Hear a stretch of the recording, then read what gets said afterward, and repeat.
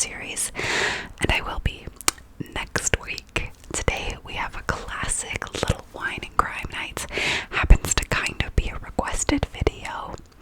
I chose this topic probably 3 hours before I seen that it was also requested literally a week ago, so pretty awesome.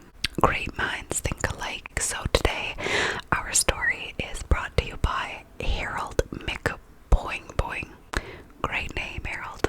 And this story is a bit gross. It's really intense. It kind of never stops. It just starts and ends in the same flow of things. It's not like my Herbert video where you have to wait to the end to find out what happens. It just happens the whole time. Now, if you guys didn't see my video last week, I did put out a disclaimer. I can't hear myself right now. I thought I'd have it fixed by this week, but I don't. So if you hear background noises, planes, cars, automobiles, trains, my dog, apparently, I'm sorry. Hopefully this is the last week. Who knows? Maybe it's because I film on my cell phone. But until then, it worked out last week. It should work this week still, so let's see. Say hi. Did you ruin my backdrop? Now again, if you missed out on last week's video, don't worry. This video will be jam-packed and fulfill all of your true crime needs because it's terrifying. Seriously, this is a pretty crazy story. With that being said, let's get ourselves nice and comfortable. Get ready to relax, ease your minds, grab yourselves a nice glass of wine, some cheese and crackers maybe. It seems to be a popular thing that people tend to eat while watching my videos, and also a great pairing. Or just hydrate yourselves with a jug of water. Maybe even smoke some weed. If you want to sleep faster, that'll make my job easier. I like how my channel now is just promoting drinking and doing drugs. It's legal here where I am, okay? But if that's not your thing, a glass of chocolate milk, or simply zone out to this while doing a paint by number, I think that'll do the job to relax you guys as we dive into the story of Ed Kemper. Buckle up. Now, if you don't really know who Ed Kemper is, you actually might know of him a bit.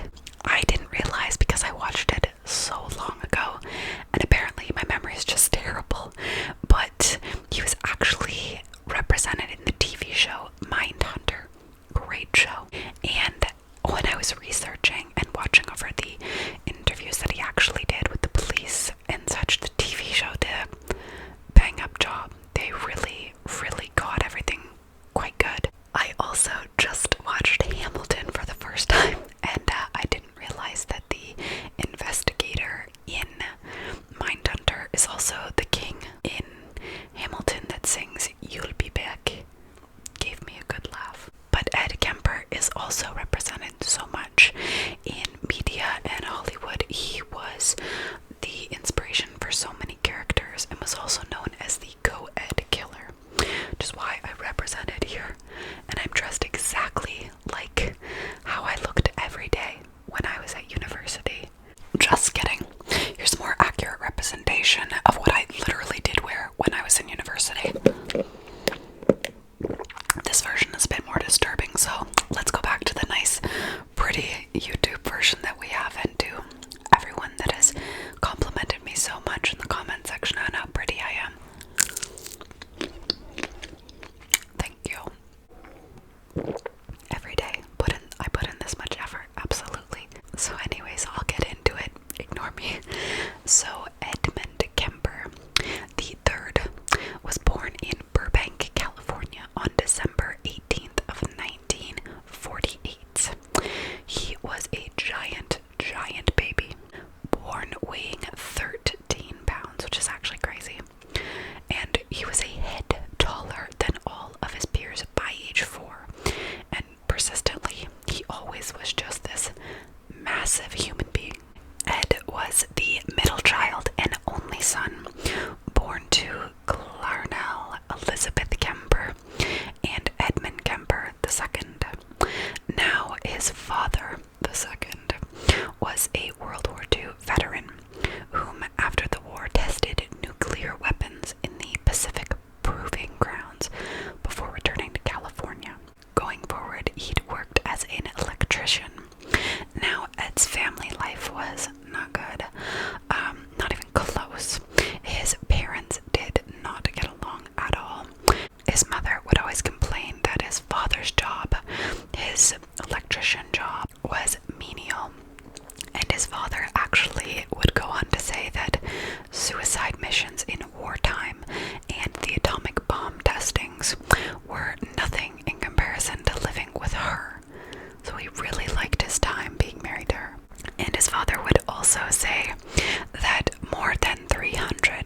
96 days and nights of fighting on the front line never affected him like it was being married to her. So, not a great woman. A very healthy relationship is what they had.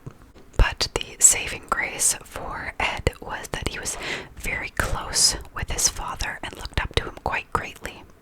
However, unfortunately, his father and mother did split up, and Ed was left to remain with his mother, whom did not care for him at all. He started exhibiting very weird behaviors by age 10.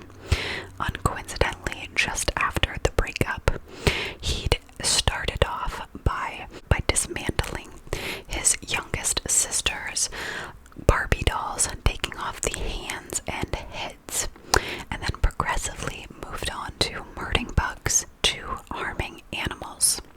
So by age 10, he'd buried a pet cat alive. And this is gross, but he'd buried his live cat, and once he assumed it was dead, he'd went back to dig it up, decapitate it, and then mount its head on a spike. He'd successfully lied to his mother about him killing the cat, and later said that it gave him extreme pleasure knowing that he'd gotten away with it. By age 13, he'd killed another family cat when he'd realized that the cat liked his sister more than it liked him. He'd then left it in pieces in his closet until his mother had found it. Yeah, like I said, consistent throughout this entire story. It just dives in right away and throughout the whole time. So it's clear that Ed was exhibiting some pretty big warning signs in his young age of being aggressive, abusive behavior, and we all know what that can lead to down the road. And with his father being gone, his sisters were not that great to him.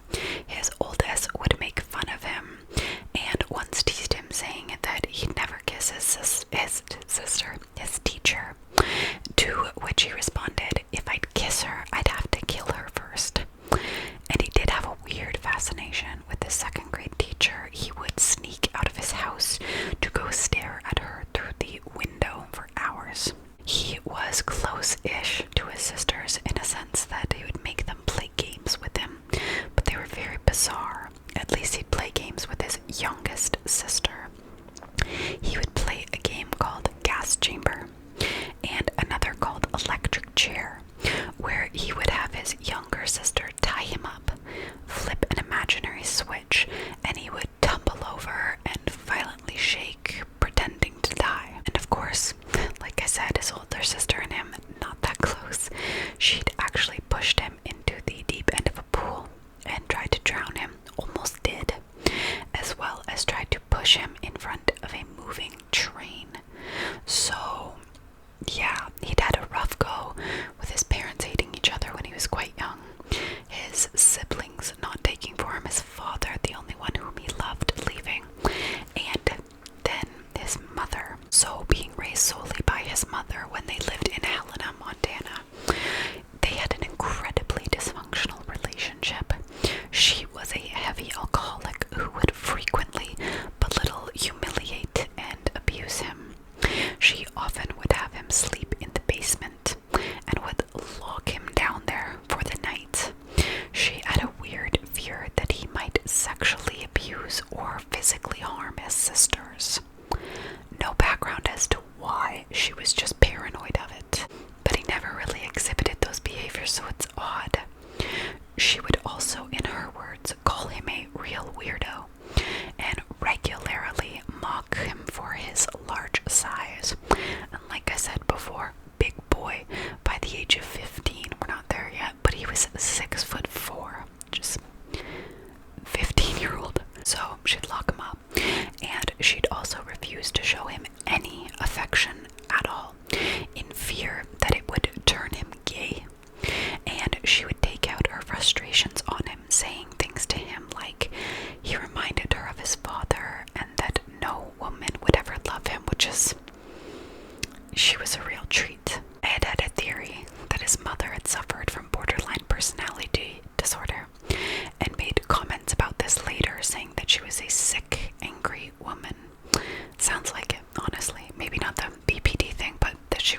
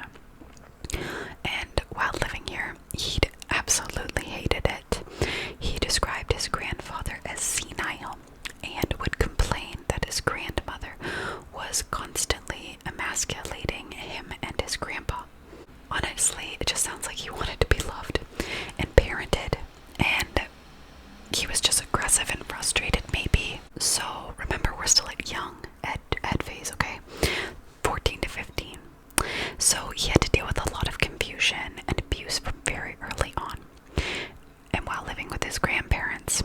On August 27th of 1964, a 15-year-old Ed was sitting at the kitchen table with his grandmother when they had gotten into an argument. Ed had issues, and he did not know how to properly handle his emotions, his rage. And while arguing with his grandmother, he was so upset that he'd stormed off, grabbed one of his grandfather's rifles that he used for hunting, returned to the kitchen and shot and killed his grandmother in the head. He then shot her a second time in the back. There were some areas online that mentioned she also suffered multiple stab wounds, but I could not confirm that that was a real thing. Also, I might sound sympathetic right now, especially considering all the things that are coming up, but obviously if he was just cared for properly to begin with, these things may have been avoided. But anyway, it's just a young kid right now. But that happened, so young Ed then waited for his grandfather to return from the store as he was grocery shopping. And when he did, Ed actually met him outside where he had shot him in the driveway. He said that he didn't want for his grandfather to have to see that his wife had been murdered and was trying to save him the heartbreak. So he cared in a weird way. After he'd killed him in interviews later, he said that because they lived on the top of a mountain, it was much worse. He said that being up there, it felt like the moment that he killed the two of them, everyone in the world had turned and could look up on the mountain and see exactly what he did. So he was extremely paranoid, but he knew that. He said that if anyone had walked by in that moment, and luckily no one did, but he would have shot them out of fear that they were out to get him. He also said that if he lived in a city at that moment, he knew that he would have ran around and killed everyone he could until the police gunned him down. Yeah. So Ed, unsure of what to do, paranoid and aware that he wasn't in his right mind, phoned his mother, telling her what happened and asking what to do.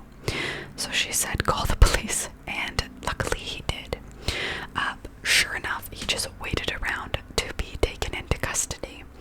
And I feel like that would be a really weird point in time, knowing, okay, I just killed two people, I'll just sit and wait, cops will get me, all good, I'll get my ride to prison.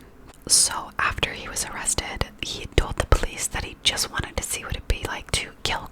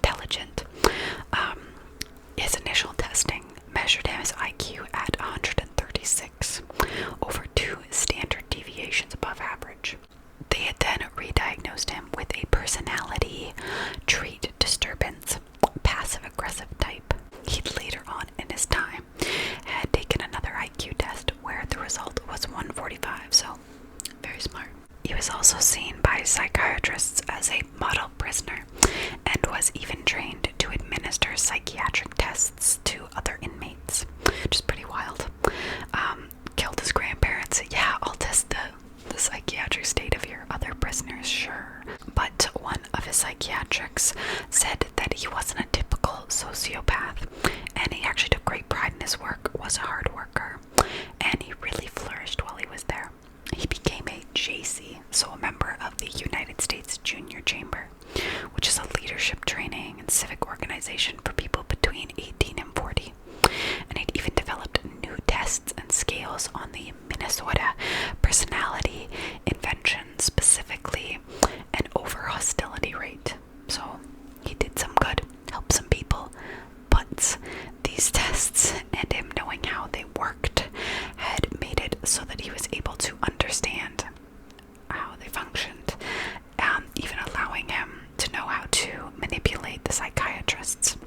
He even later admitted that he learned a lot from the sex offenders to whom he'd administered the tests.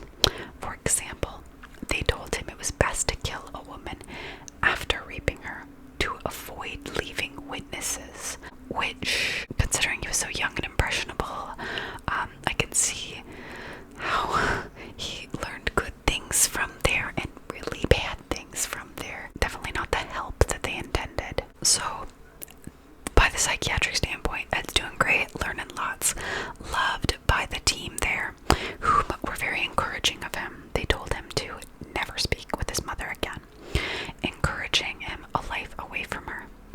And on Ed's 21st birthday, he was actually released on parole.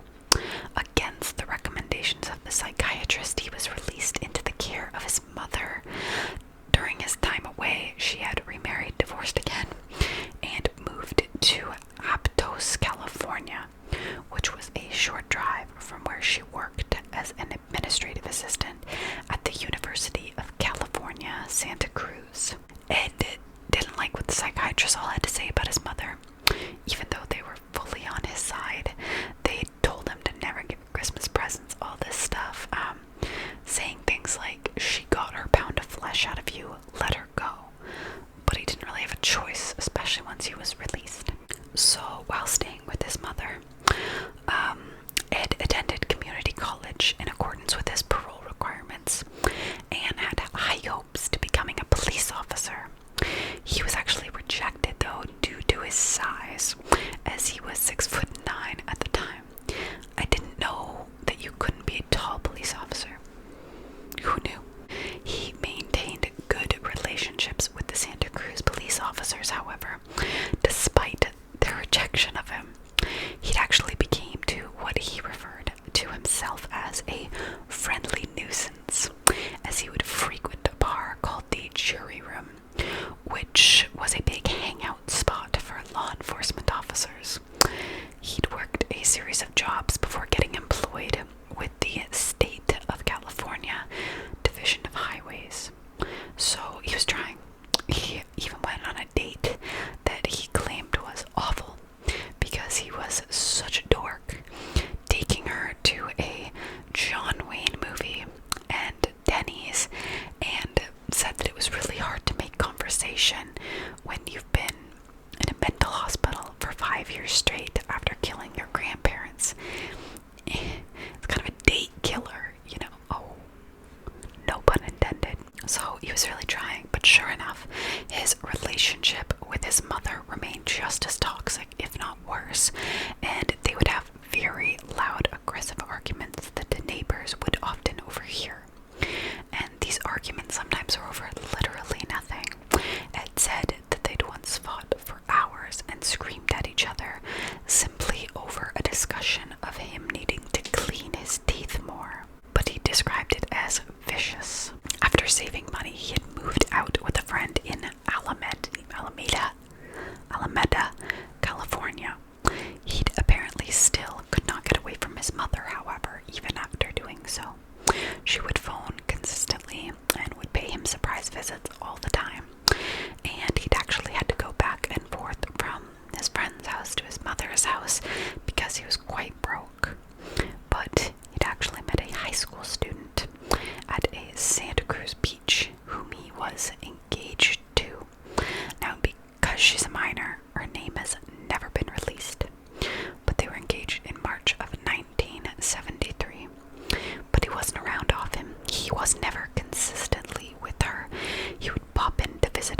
once in a while, but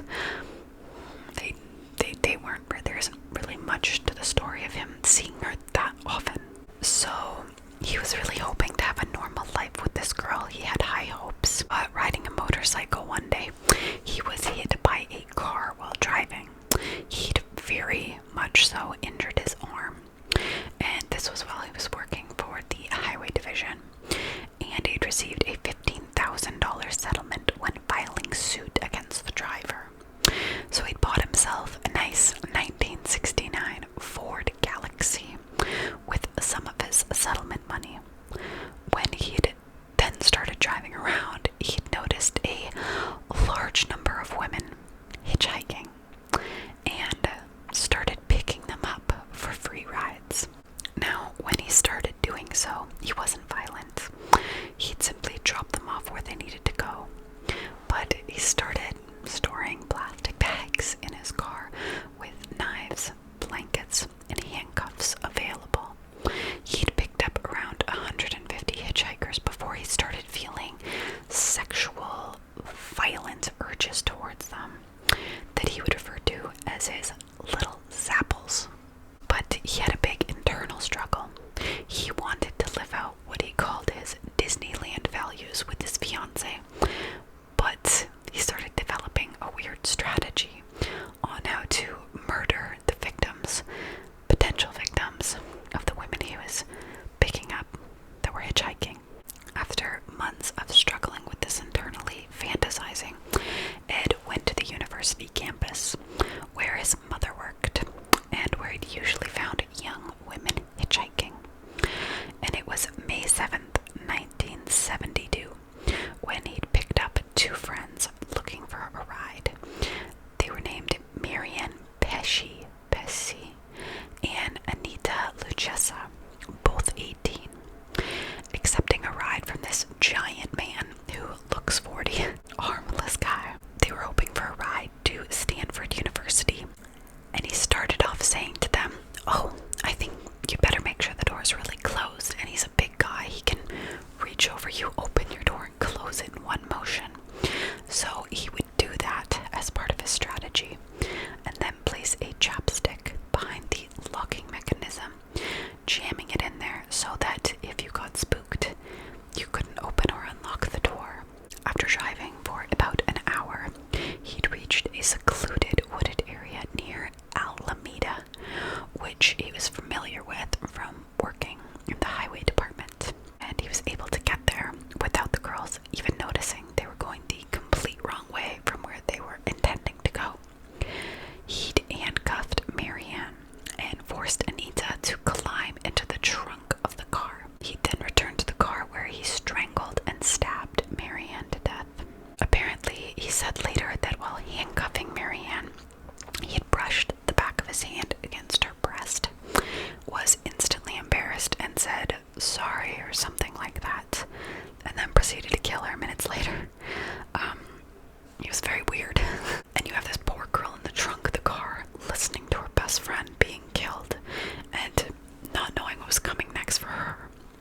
And sure enough, Kemper then opened the truck and killed Anita in a very similar way. He had then put the bodies into the trunk of the Ford Galaxy and returned to his apartments that he was renting. He was actually stopped on the way home by a police officer, letting him know that his taillight was out, and had returned to his apartment, luckily without his roommate being there. He had brought the bodies inside, taken pictures of them, and had sex with their bodies. Afterward, he would cut off their heads and dismember certain parts of them,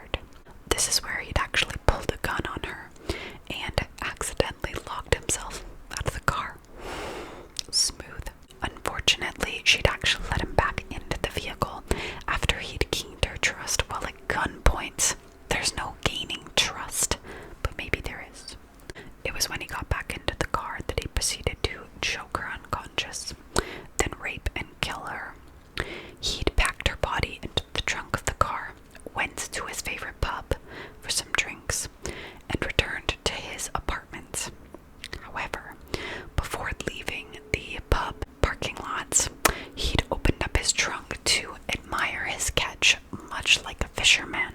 Yeah, once at his apartment, he'd continued the same patterns as before, sleeping with the body, decapitating and dismembering it, and later disposing in separate locations from the original spots. Always remote locations. With his job, he knew a lot of places that he had options to go to. The mother actually had posted hundreds of flyers for information on her daughter's whereabouts, never gotten any responses, ever.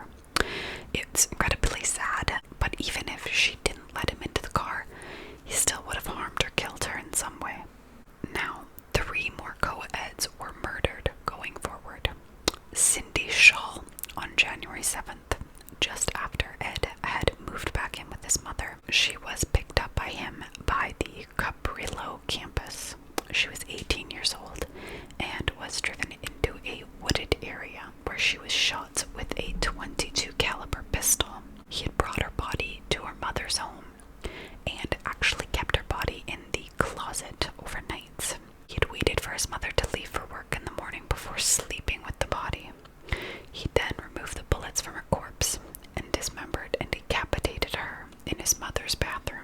He'd actually kept Cindy's head for several days, regularly pleasuring himself with it, until he decided to bury her head in his mother's backyard, facing up towards her window, specifically because she always wanted people to look up to her.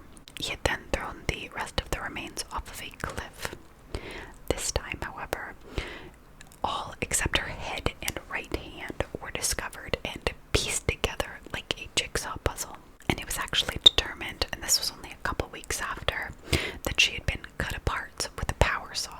Shortly after, on February 5th, in the quickest time gap between murders, Ed had a heated argument with his mother and decided to leave home in search of victims. After Cindy's body had been found, victims washing up from the shoreline, there was a lot of heightened suspicion around a potential serial killer on the loose, and specifically one preying on hitchhikers and young girls. The media had then proceeded to call them the co-ed killer, and students were advised to only accept rides from cars with university stickers on them. Unfortunate for them, Ed did have a sticker because of his mother working there. When he went out searching for a victim, he'd find them and they would happily come into his car. Kind of. So a 23-year-old Rosaline Thorpe and 20-year-old Allison Liu were needing a ride on the UCSC campus. According to Ed, Rosaline entered the car and reassured her friend Allison, who was skeptical about taking a ride while hitchhiking. Little did she know how correct she was to be skeptical. Allison finally reassured her to get into the vehicle, in which he then shot them with a .22 caliber pistol and wrapped their bodies in blankets. This time he had beheaded them in his vehicle before bringing the bodies to his mother's home, where he then continued his practices that he did, removed the bullets to prevent identification, and discarded their remains. Now, there were some remains that were found at Eden Canyon a week later, and more near Highway 1 in March. Also, when questioned in an interview why he'd always decapitated his victims, he said, "The head trip fantasies were a bit like a trophy. You know, the head is where everything is. The brain, the eyes, and mouth. That's the person. I remember being told as a kid, you cut off the head and the body dies. The body is then nothing after the head is cut off. But that's not true. There's a lot left in the girl's body without the head." So in April 1973, in part of a routine firearms check, the sheriff's office received a dealer's record of sale, and a clerk brought a file card from a man trying to buy a gun, whose record, yes, had been expunged, but could see through the blackout that he'd murdered someone. Thought he read the word grandparents. So they decided to bring this to the police. On the record of sales, the officer could see it was a pretty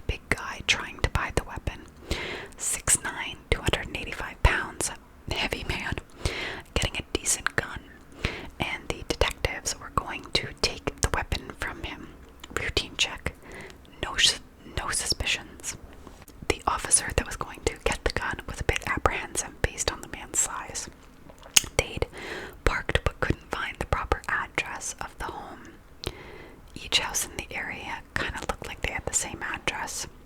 So when searching for the home, the police saw a man pulling over and thought they'd ask him a question. Sure enough, it was Ed. And they literally said, "Oh, we're looking for you. You tried to purchase this. We might need to take it just to make sure everything's all good." Kemper had gotten the weapon specifically from his trunk, handed them the weapon, totally fine. It was not the weapon that he'd used to harm anyone. And the officers noticed that his trunk had no liner, no nothing, thought it was weird, but didn't think anything of it. The gun was then handed into the station, and no one thought anything of it. But when it was actually happening originally, they'd kind of started to enter the home, and Ed was unsure as to what weapon they were looking for. So he just simply asked them what it was they needed, and once he said a totally different type of weapon, he flipped them back outside, brought him to the vehicle, and was grateful because in his closet that was left open was several other weapons the police would have questioned, as well as student IDs for the women that were missing. Everything just open, left out there for anybody to see, didn't matter, but he did not have to bring them inside, that far at least. So at this point, the police were literally just doing their job, had nothing to do with the murders, but in Ed's mind, he thought the police were playing a game with him. He had thought that they'd been suspicious, that they were like poking the bear kind of thing, and it had sent him into a paranoid spiral. He was worried that maybe his mother was in on it and aware of what was happening as well. So sure enough, he made his decision to do something he'd been waiting to do forever.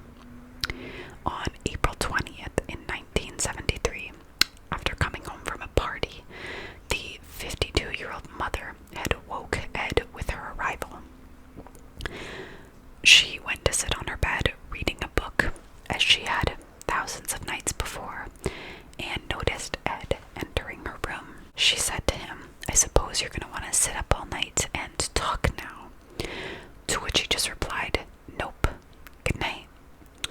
He then waited her to fall asleep, and when she did, he returned to beat her with a claw hammer, slit her throat with a knife. He had then decapitated her and performed irumadio, the thing I was mentioning earlier, with her head. Afterward, he had used it as a dartboard. He said in interviews that he had put her head on a shelf and screamed at it for an hour as he would throw darts at her. He had then smashed her face in, his words, and cut out her tongue and vocal cords. He had then proceeded to put them into the garbage disposal, which would not break down the tissue. He said this was appropriate with how much she'd complained and screamed and yelled at him over the years. Nasty. He then hid her corpse in a closet and went out for drinks at a bar. And upon his return, decided to invite over his mother's best friend, Sally. Like, okay. He'd asked her to join him for dinner and a movie, to which she thought was a great idea. Once she'd arrived, he'd strangled her to death to create a cover story that his mother and her had gone away on vacation, and then put her in the closet next to his mother. He had then left a note for the police because he really thought that they knew and were after him, saying, approximately 5:15 a.m. Saturday, no need for her to suffer any more at the hands of this horrible, murderous butcher. It was quick, asleep, the way I wanted it. Not sloppy and incomplete, gents. Just a lack of time. I got things to do. Yeah, he then fled the scene and drove nonstop to Colorado, taking caffeine pills over the 1,000-mile journey to stay awake. He had 3 guns and truly believed he was the target of a manhunt. So he was getting what he needed, running off. But he had no clue what actually was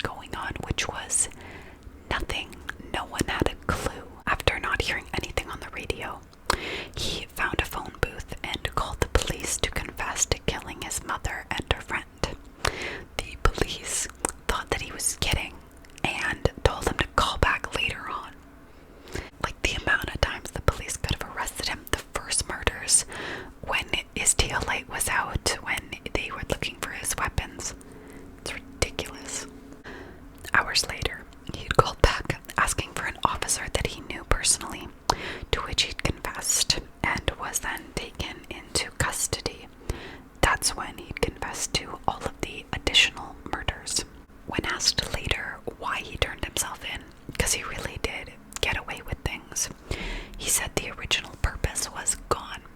It was no longer serving any physical or real emotional purpose. It was simply a waste of time emotionally, and he could not handle it. Towards the end, he started feeling the folly of the whole thing, and near the point of exhaustion, so he thought, the hell with it, and called it off.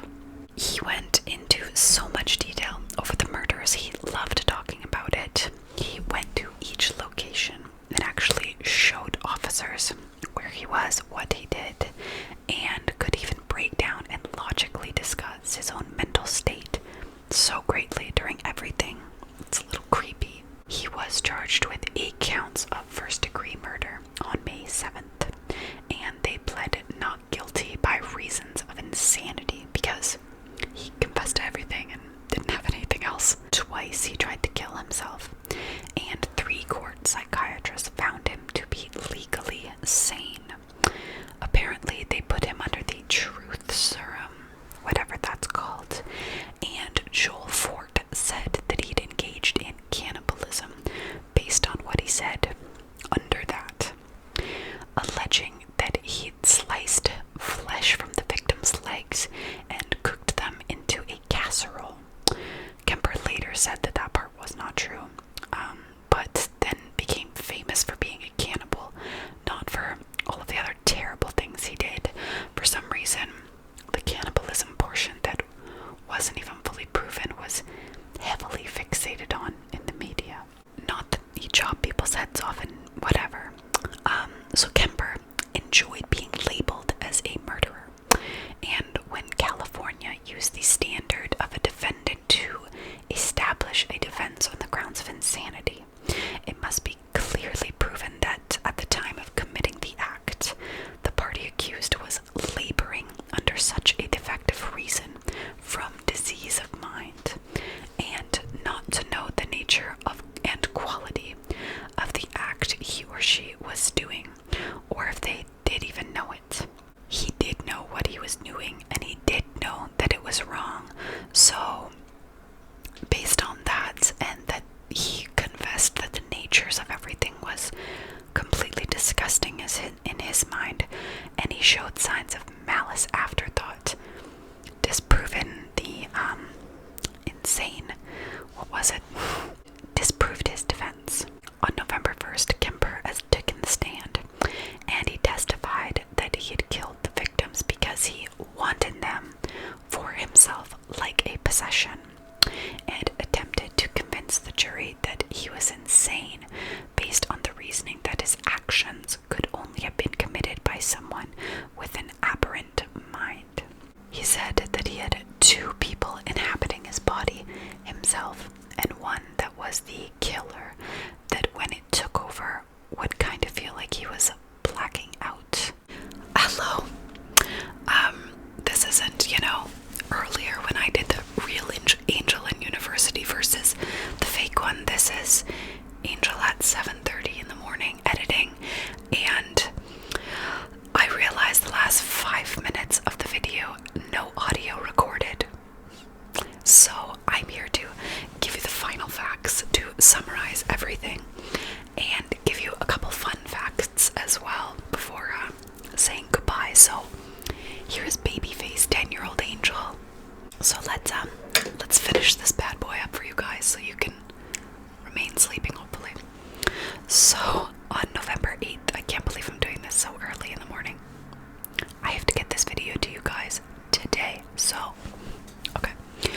On November 8th of 1973, keep making sure it's recording, Kemper was declared sane and guilty on all counts.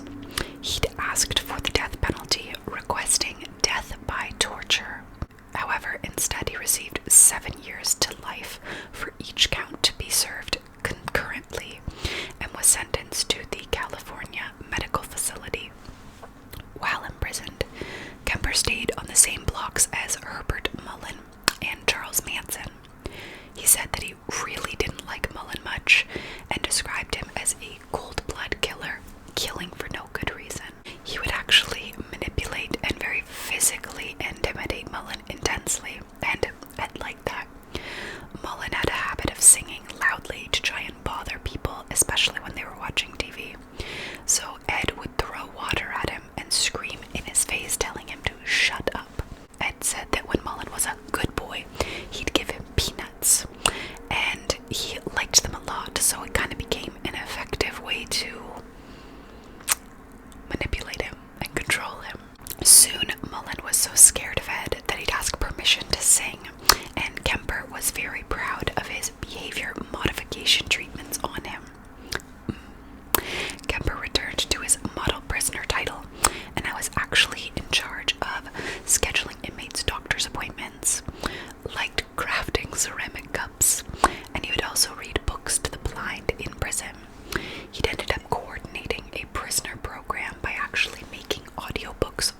prisoners.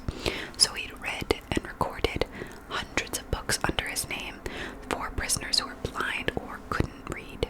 Oh yeah, 7:30 in the morning. You're not getting Angel drinking wine. Green tea. He'd retired from his position in 2015 when he'd experienced a stroke and was declared medically disabled. Throughout his time in prison, though, he'd had a lot of interview participations. YouTube them. They were an insane watch. He's very intelligent too. And all of his interviews helped FBI profilers understand the minds of serial killers. Again, Mindhunter.